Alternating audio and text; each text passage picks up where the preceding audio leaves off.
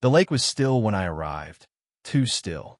Fog curled like cigarette smoke over the water, and the air held that eerie silence you only find in places where something sacred once died. Pine needles blanketed the gravel driveway like a forgotten carpet. The cabin stood at the edge of it all, stoic, weathered, and watching me. My uncle's home. Now mine. I killed the engine, and for a few seconds I just sat there, listening, processing, grieving.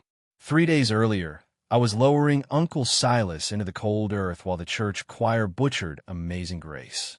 Now I stood on land that smelled like old pine, varnish, and secrets.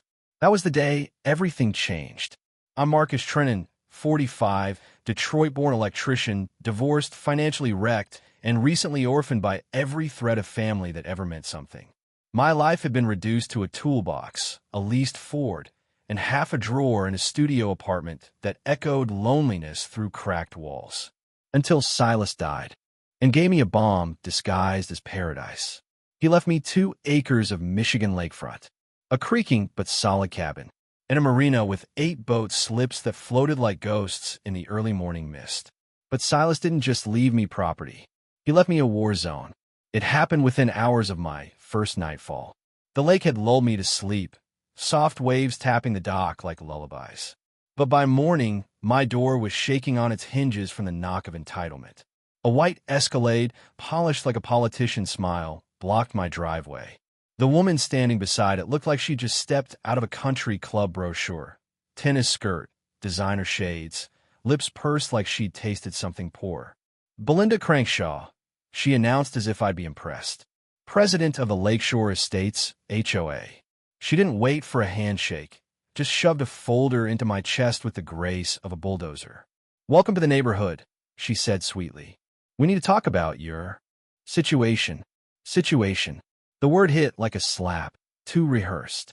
She used it the way lawyers say unfortunate incident, or surgeons say non-survivable. I opened the folder. Legal documents. Citations for unapproved structures. A declaration claiming community easement rights over the marina. A demand to transfer operational control for the sum of $1. I stared at the page, then at her. "This is a private marina," I said. "I own it." She smiled wider, like a poker player holding 4 aces. "Not according to our maps. The marina is on lake property designated for communal recreational access. You can contest it, of course, but I'd advise against it." There was something in her eyes, gleeful malice, veiled behind legalese. I knew that look. I'd seen it in divorce court. "You've got 48 hours, she said. "After that, we escalate." She turned on her heels and walked back to her car. 2 men followed, a silent pair of HOA board members who looked like they hadn't blinked since 2008. Belinda didn't look back. The Escalade crunched down my drive, sending up a cloud of dust that tasted like warning. I sat on the cabin steps that evening, flipping through Uncle Silas's journals. The entries were handwritten in dense cursive. Dozens of volumes, stacked in boxes that smelled of ink and pipe smoke.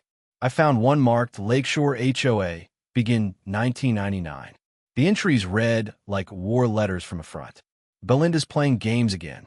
Sent a cease and desist about unauthorized signage. For the no trespassing sign, I nailed to my own dock. They want the marina. Bad. Say it's a blight. Translation, it's money they don't control. 1999 agreements, still the sword. No payments since 2017. If they stop paying for 12 months, the easement dies. They're bluffing, always bluffing." I flipped faster. "Leave it all for Marcus if it comes to that. He'll know what to do. The vultures are circling." But I kept the receipts. Every damn one. My breath caught. He knew they'd come. He knew exactly who they were. And now, so did I. Next morning, Belinda returned with reinforcements. A county inspector, a sheriff's deputy. Same Escalade, same folder, now thicker. This time, her smile was gone. "Multiple complaints," said the inspector, glancing down at a clipboard. "Unpermitted dock. Possible environmental violations. We'll need full access to the property." I looked at the deputy, who gave a barely there shrug. "Just here to keep the peace." Belinda leaned against her SUV, arms crossed, watching like a hawk waiting for weakness. But here's the thing. I wasn't weak anymore. I was armed with knowledge, with proof, with the kind of righteous clarity that only comes when someone tries to steal the only thing you have left. So I said nothing. Just open the door and let them look. Every document was ready. Every inspection passed. Every inch of my property legal. Belinda left empty-handed, but I knew she'd be back. Because tyrants never quit. They escalate. That night, I found a final note from Uncle Silas, scrawled on the back of a water-stained photo of the Marina in better days. 8 slips, shining under the sun. A single line written in red ink. The lake is yours. Protect it from the wolves. I slept with that photo on my nightstand. And when I woke up, I knew what I had to do.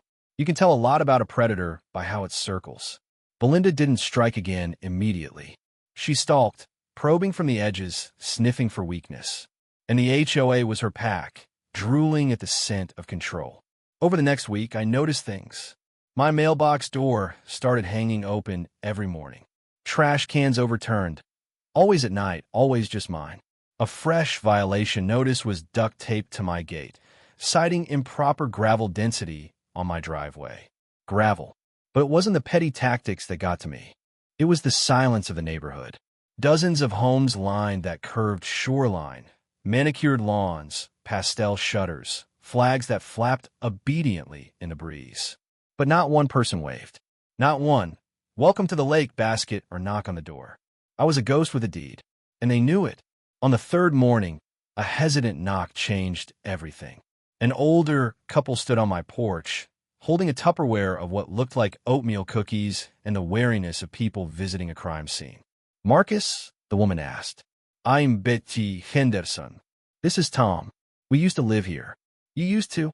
Tom's mouth tightened, until Belinda ran us out. They sat at my kitchen table, hands folded like they were giving testimony. We bought our lakefront property in 2008, Betty explained. We loved it, had grandkids out here every summer. But then the notices started. Our mailbox was too close to the curb. Our garden wasn't aesthetic. We fought it at first. Tom looked away. We lost $31,000 in legal fees, he said flatly. Then our mortgage got flagged. Dale Crankshaw, Belinda's husband, just happened to be VP at the local bank. Suddenly we're in default. Sold in 2020, Betty added. 62 cents on the dollar. Guess who bought it through a shell company? I didn't have to guess. Tom slid a folder across the table. Everything we saved. We thought maybe someone would fight back. The folder was thick. Violation letters, legal correspondence, even photos of their kids picking dandelions beside an HOA officer photographing the mailbox. I stared at the pile. The cookies sat untouched. She's done it to others, Betty said. The Kowalskis, the Martinez family, even the Patels. All lakefront. All gone. The picture was becoming clear. This wasn't property management. This was a pattern. A business model. Acquire land through harassment. Depress the value. Force the sale. Buy cheap. Repeat. A scam with legal teeth. I spent that night in the basement. Uncle Silas's journals weren't just ramblings. They were archives. He'd filed every HOA notice, every legal response, and notes on every family Belinda had targeted. But the bombshell was a document he'd tucked into a plastic sleeve behind a jar of rusted nails. 1999 Easement Agreement. Lakeshore Estates, HOA, signed by Silas and a county commissioner. Legal access to the lake, granted under one condition. Annual payment of $12,000 to the property owner. Failure to pay for 12 consecutive months nullifies the easement in full. My hands went cold. There had been no payments since 2017, meaning the easement had expired, meaning the entire HOA had no legal lake access, which meant they couldn't use the lake, couldn't use the marina, couldn't legally charge anyone for slips, docks, or shoreline, which meant Belinda had built a kingdom on quicksand. I called the county clerk first thing in the morning, confirmed the easement expiration. Then I called Patricia Wong. She was a name Tom Henderson had written on a sticky note inside the folder. Real estate attorney. Knows her stuff. Not scared of HOA threats. She answered on the third ring. Wong Law. I need help. And maybe some firepower. Depends. How bad's the fire? I've got a private marina, a missing $144,000 in unpaid lease fees, a voided easement contract, and a woman trying to burn my life down with a tennis racket and a smile. There was a pause. Talk to me. That afternoon, 3 more slip renters arrived unannounced. Frank Johnson, mid-60s, retired Navy. The Cowell Skiz, whose house was bought out in 2019. And a young couple I hadn't met before, Marina and Ethan. They were shaking, not from a cold. Belinda sent letters, Frank said, voice tight. Said we're violating HOA policy by leasing slips from you. $500 per day, fine if we don't terminate. Ethan showed me the letter, printed in bold, red ink, with the HOA seal at the top. We're not rich, he muttered. We just wanted to fish. My dad used to take me out on this lake. She's using fear, I said. She wants to divide us.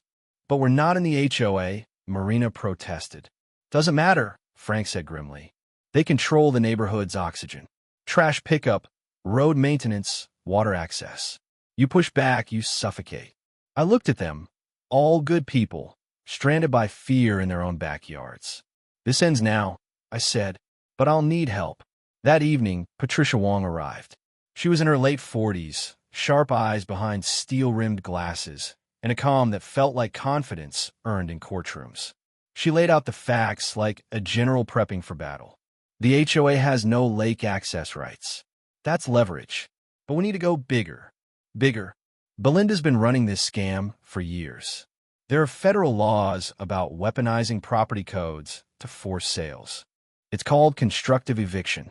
If we can prove a pattern, it becomes racketeering. I blinked.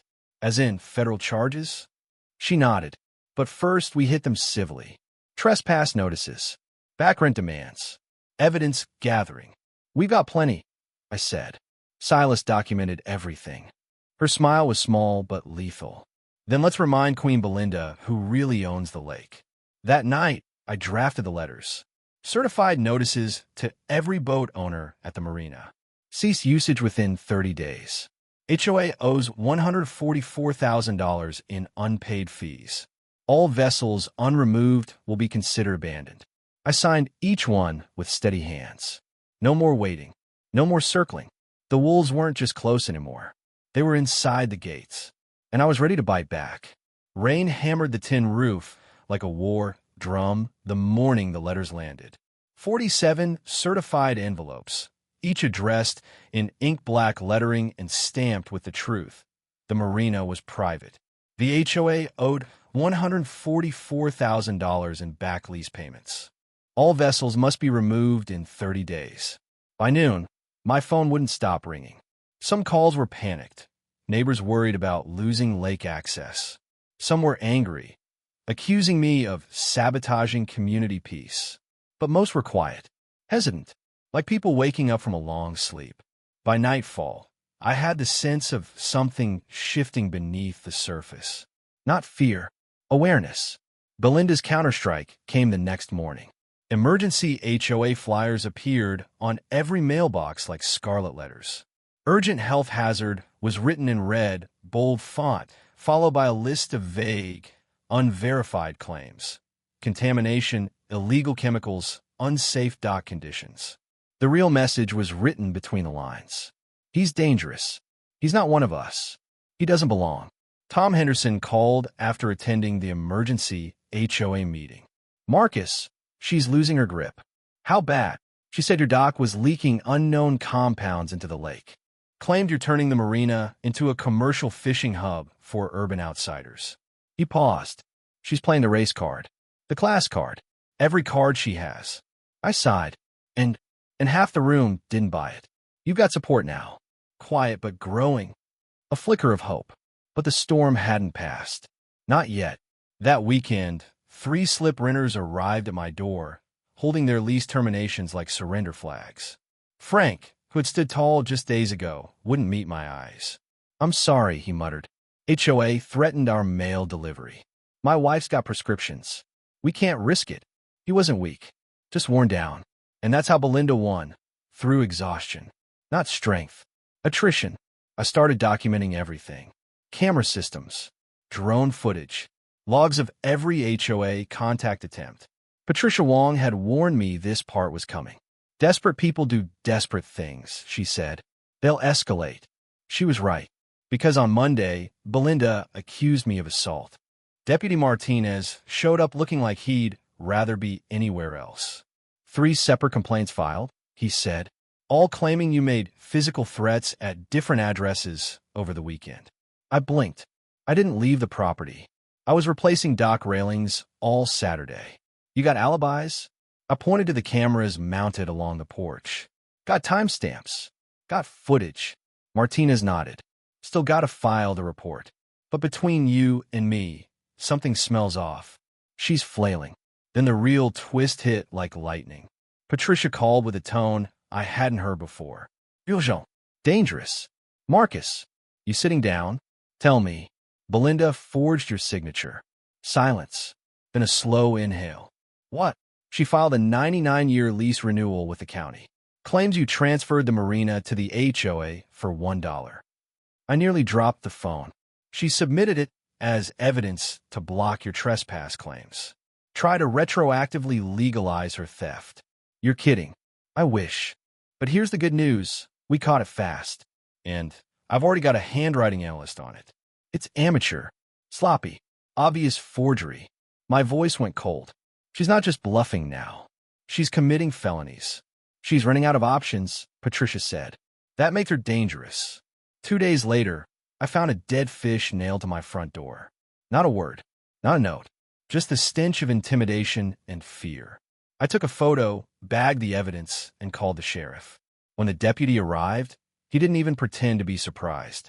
She's escalating, I said. Yeah, he muttered, eyes on the fish.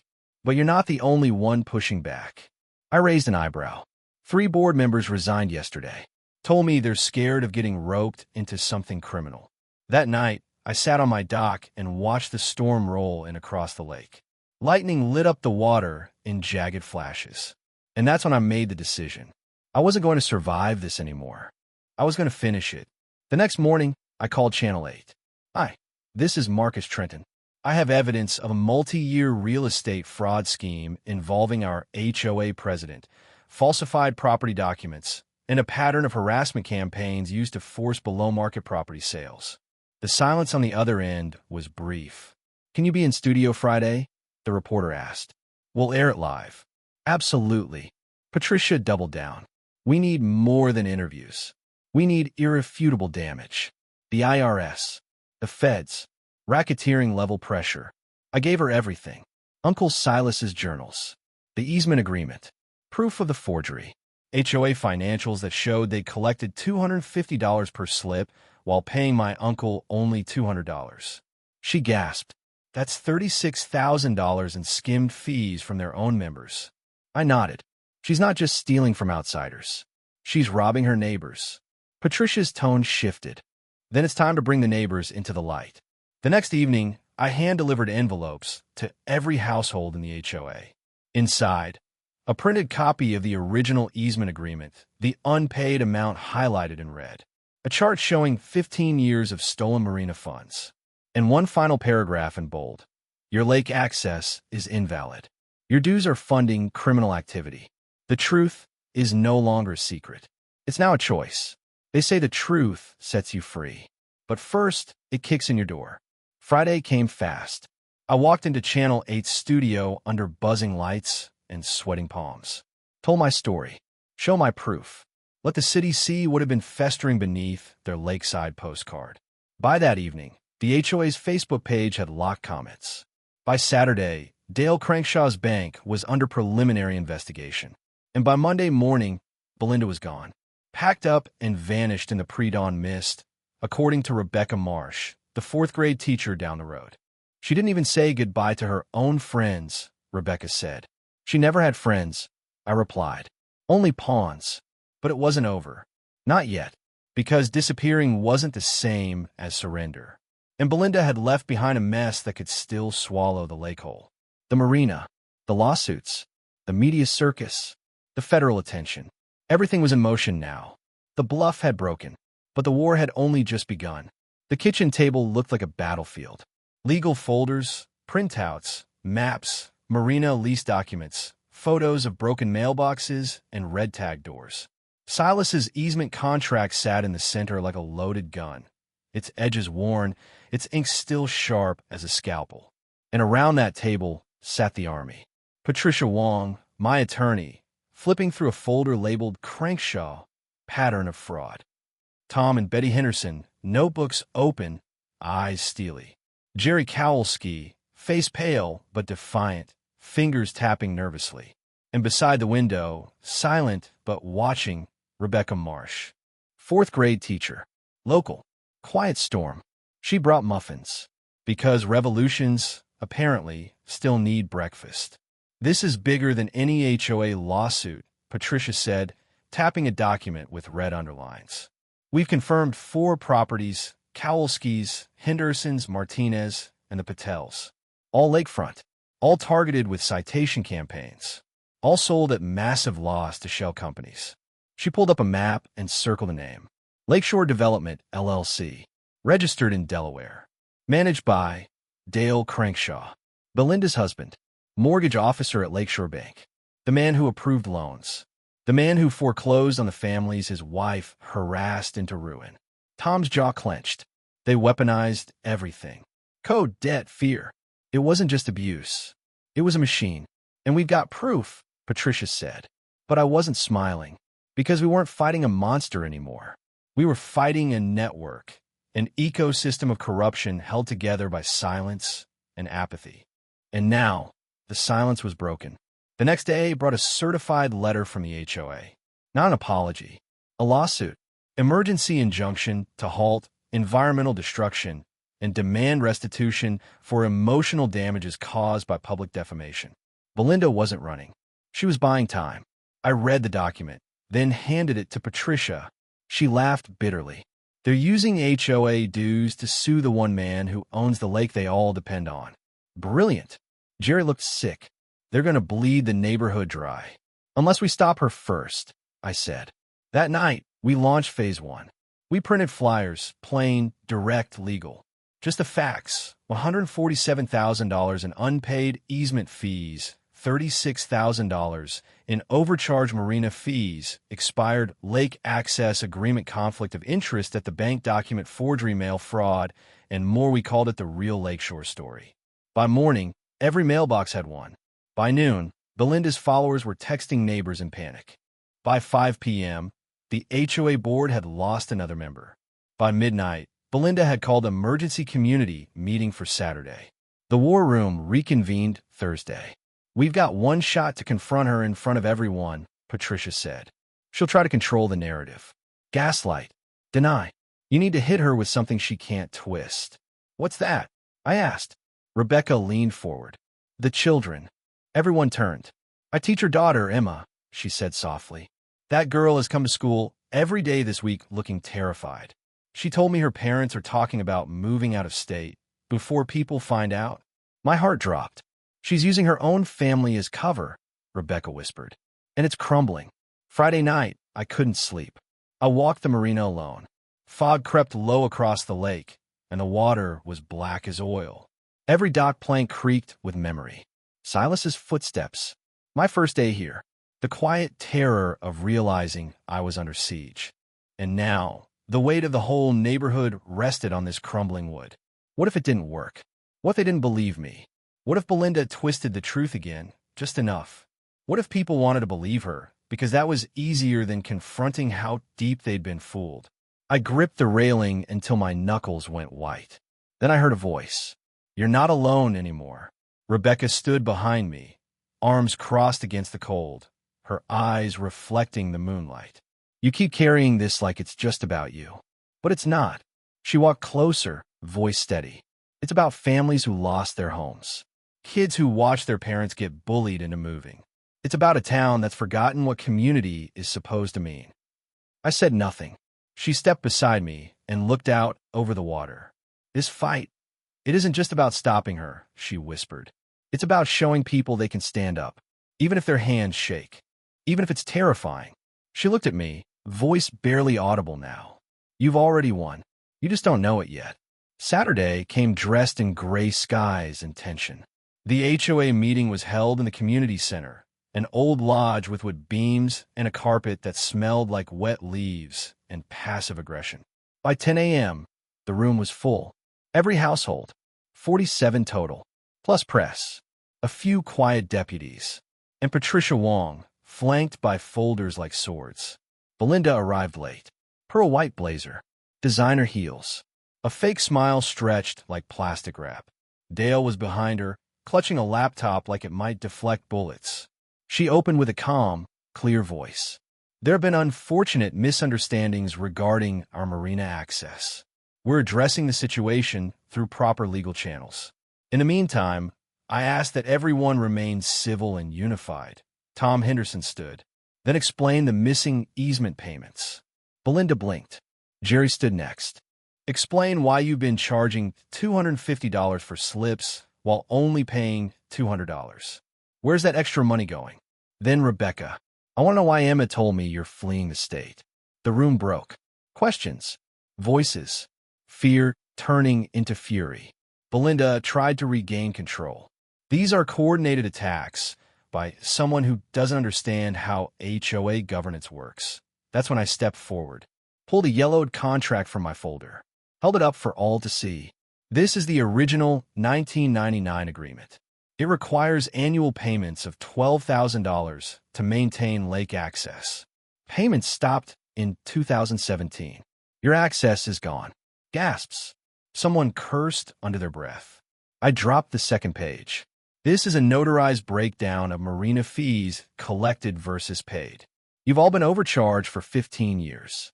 $36,000 stolen. Then the hammer. And this, I held up a photocopy, bold and clear, is the forged lease agreement Belinda filed with the county to try to seize my marina. The signature? Not mine. Expert confirmed. A ripple of realization moved through the crowd. The lies weren't just bad policy. They were criminal. Belinda's mouth opened, but no sound came out. That's when Agent Lisa Bennett walked in. FBI, badge gleaming. 3 agents behind her. Mrs. Crankshaw, she said, stepping to the front. You're under arrest for mail fraud, document forgery, real estate fraud, wire fraud, and conspiracy to commit racketeering. Silence collapsed into chaos. Belinda shouted. Dale tried to run. A neighbor gasped. Another began to cry. As the cuffs clicked closed, Patricia whispered, that was for Silas. I didn't speak as they led Belinda out the front door. I just looked around the room at the stunned faces. The neighbors, the families, the ones who'd been afraid too long. Then I spoke one sentence. No more silence.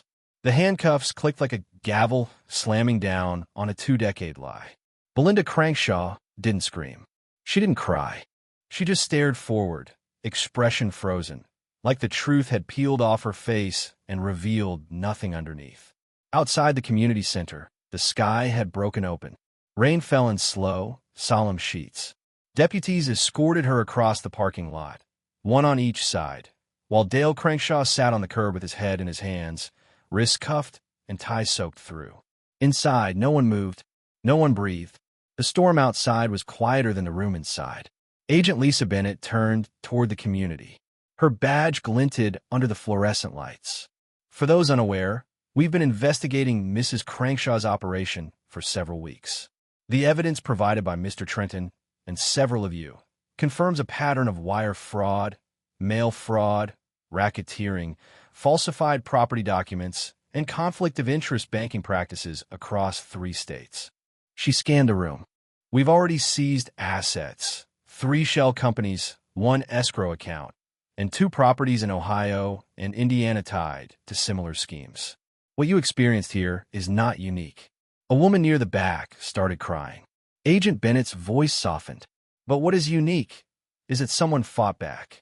She nodded toward me, and suddenly I wasn't invisible anymore. The next 48 hours unraveled like a string pulled from the hem of a corrupt kingdom. Every bank account tied to the HOA was frozen pending audit. A forensic accountant was dispatched to trace missing funds. The county clerk filed a formal complaint for forged documents. The Crankshaws' personal assets were seized under a racketeering claim. Their house, gutted of furniture, was marked for federal auction. Boats disappeared from the marina like ghosts fleeing sunrise. But the real unraveling came from within, because now the neighbors were talking. Tom Henderson stood in front of Belinda's old house, addressing a group of 20 residents. She sent 17 violation notices in 6 months. Fined us $800 for a blue recycling bin that wasn't regulation. I lost sleep, lost weight, nearly lost my wife. He looked down, and we weren't even her target. We just spoke up. Betty handed out copies of the new petition. We're demanding a full audit, full reform, and Marcus as interim trustee. Heads turned. Eyes fell on me. I shook my head. I didn't come here to run anything. You didn't, Rebecca said beside me, but you stayed when it mattered. And then came the girl with the question. Small voice, big eyes. Emma Crankshaw. Her grandmother walked her up the driveway to the cabin. The child clutched a notebook, wearing a backpack with a missing zipper and untied shoelaces. Hi, she said. Are you the man who stopped the bad people? I knelt. I don't know about that, but I tried. She hesitated, then opened the notebook. Inside were drawings. A lake. A dock. A figure standing tall while shadows circled. My mom said you were the monster, but I think she was wrong. Her eyes welled, but she blinked fast. Can I still come to the lake? I swallowed the lump in my throat. You're welcome here anytime, Emma. She smiled, the kind that starts in the eyes and spreads slowly like sunrise. And just like that, something heavy broke inside me. Not from pain, from release. That night, the dock was full of candles. Neighbors placed them quietly. No speeches, no formal vigil, just flickers of light reflecting off black water. A symbolic funeral for stolen trust, for fear, for everything Belinda had poisoned. I sat alone at the edge, Silas's last journal in my lap, the cover cracked and stained with time. I flipped to the final page. If you're reading this, then they came for you too. They'll come dressed as neighbors, holding clipboards and smiles. But they're wolves. The lake is yours. But justice belongs to everyone. Don't just guard it. Give it back to the people. And if it hurts, good. That means you still feel. I closed the book. Above me, the stars broke through the storm clouds like a reckoning. By morning, the FBI had issued its press release. Multi-state HOA racketeering operation dismantled. Over $340,000 in assets seized. Local whistleblower credited with exposing fraud. Channel 8 ran a live segment at the Marina. They interviewed me in front of the slips. Now empty, silent, but no longer stolen. A reporter asked, "Do you feel like a hero?" I looked at the lake behind her. No, I said. I just stopped making excuses. One by one, the victims returned. The Kowalskis bought a cabin on the opposite shore. The Patels sent a letter thanking us and donated to a new legal aid fund. The Martinez family FaceTimed into a town meeting and cried on camera. Tom Henderson stood before a new HOA board, this time democratically elected. He held up a framed letter. From a state attorney general, he said, "New legislation is coming. The Property Rights Protection Act, modeled after our case." Applause broke like thunder. But the real climax wasn't legal. It was human. At the first Marina Community Day, we cut the ribbon on the new dock, refinished, safe, and accessible. Emma stood beside me, holding the scissors. She turned and whispered, "My mom's gone, but I think she knew you won." I didn't know how to answer that, so I said the only thing that felt true. No one wins when neighbors turn into enemies, but we can stop losing. As the sun fell, golden and quiet, I stood where Silas used to stand, beside the water, watching boats drift freely for the first time in years. Justice wasn't loud. It was this: a father teaching his son to tie a dock line. Betty pouring lemonade for a family that once feared her mailbox. Tom laughing, actually laughing, as Jerry Kowalski tried to back a boat in crooked. And beside me, Rebecca took my hand. "You ready for what comes next?" "I don't know what that is." She squeezed. "Then you're exactly where you should be." 6 months later, the lake didn't look like a battleground anymore. It looked like home. A slow wind rippled across the water, carrying the scent of pine, wood smoke, and grilled corn from the new fire pit by the marina. Laughter echoed from somewhere upstream. Kids racing paddleboards across the calm surface like the past hadn't touched them at all. But it had. And that's what made the piece sacred. The first annual Lake Freedom Festival had drawn in over 300 people. Not tourists, not outsiders. Neighbors. Families who had once peeked through curtains, too afraid to speak. Now they walked freely, cups in hand, lawn chairs under arms, kids running barefoot through the grass without fear of being cited for unauthorized play. It felt like Silas's lake again. And it felt like something more. Ours. Belinda Crankshaw was currently serving an 18-month federal sentence after pleading guilty to 14 counts of fraud, forgery, and racketeering. Her husband, Dale, lost his banking license, his mortgage empire, and most of his reputation after an internal audit exposed conflicts of interest and falsified documents across 3 states. He'd quietly accepted a 2-year sentence and forfeited his remaining properties to the victim's fund. Their house sold at auction for half its market value. The proceeds paid for a playground, 2 new docks, and the first wave of lake restoration efforts. But revenge was never the goal. Restoration was. Rebecca Marsh walked beside me, balancing 2 lemonades and a clipboard that had been scribbled to death. "You know, we're short 10 volunteers for the kids' kayak races," she said. "Give me 5 minutes and a bullhorn," I replied. She grinned, then handed me the clipboard anyway. "Congratulations. You're officially on the Recreation Subcommittee." I never agreed to too late. That's how it starts. We shared a look, not just laughter, the kind of knowing glance you exchange with someone who stood with you in the fire and made it through. Later that afternoon, I sat on the dock with Emma Crankshaw. She dipped her toes into the water, watching dragonflies buzz just above the surface. "My mom wrote me a letter," she said. I looked at her, unsure whether to ask. She said she didn't know how to stop once she started lying. Said she thought she was protecting us, that everything would fall apart if she stopped controlling it. Emma looked up at me, her eyes older than they had any right to be. But it fell apart anyway. I nodded slowly, because control and love aren't the same thing. She was quiet for a long time. Then she pointed to a group of kids across the shore. "I joined the sailing program. I think Uncle Silas would have liked that." My heart tugged. I know he would. The new HOA board, now called the Lakefront Cooperative, operated on open books, monthly town halls, and volunteer committees. Every decision was voted on. Every budget posted on a community board near the dock. HOA dues dropped 40% after the fraud ended. And participation soared. People didn't just show up now. They built. The Silas Trenton Environmental Initiative received a $25,000 state grant for invasive species removal and shoreline restoration. A local university offered to partner with us for water quality testing and research opportunities. The lake was healing, and so were we. The most unexpected change came in the form of mail, actual letters from people across the country. "I watched your interview. We're being bullied by our HOA too. Can you help us fight back?" Patricia Wong's legal clinic, funded partly by auction assets from the Crankshaws, had already helped 27 families in 6 different states. They called it the Nebago model, a formula for community resistance against weaponized bureaucracy. Tom and Betty Henderson became the unofficial grandparents of the lake. Every Saturday, they hosted coffee and complaints, a peaceful forum where neighbors could vent, laugh, and occasionally sign up for cleanup crews without realizing it.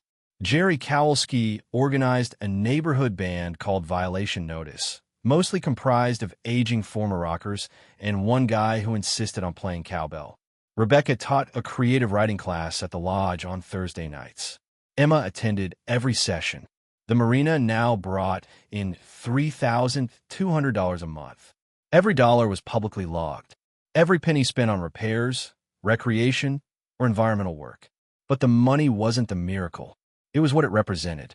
Trust, shared ownership, light where there had once been control. The best moment came just before sunset. Tom walked over carrying 2 envelopes. One looked official, the other handwritten. "Mail delivery for the boss," he said. "I'm not the boss." He grinned. "Then why does this one say to Marcus Trenton, Defender of the Lake?" I took the letter. Inside the official one was notification. Our grant application had been approved for the Lake Access Restoration and Preservation Act, a new federal initiative modeled after our case. And the handwritten one? It was from Kowalski's, the original Kowalski's. They just purchased a small cabin on the North Shore after years in exile. You didn't just save a dock, Mr. Kowalski had written. You saved the soul of this place. As the festival wound down, twilight painted the lake in long amber strokes, turning every ripple into gold. I stood at the end of the dock, the same one I'd nearly lost, the same one where Silas had written his last words. A new plaque now hung on a railing, the Silas Trennan dock. For those who chose to stay and fight justice belongs to everyone. I watched the children sail, some wobbly, some fast, some laughing so hard they couldn't steer. I thought about what it meant to inherit something. It's not just property or money or old journals. It's damage, it's duty, and it's hope. Silas gave me the lake, but the people gave it back to themselves. And somewhere between fighting off wolves and building something better, I learned that justice isn't a destination. It's a decision, one we make every time we choose courage over silence. Every time we speak up, show up, or stand up when no one else will. The stars began to blink on overhead, silent witnesses to everything lost and everything rebuilt. Rebecca joined me, brushing against my arm, holding a clipboard in one hand and a root beer in the other. Still think you don't belong here? I looked around, at the lights, the laughter, the legacy, and I smiled. I think I finally do.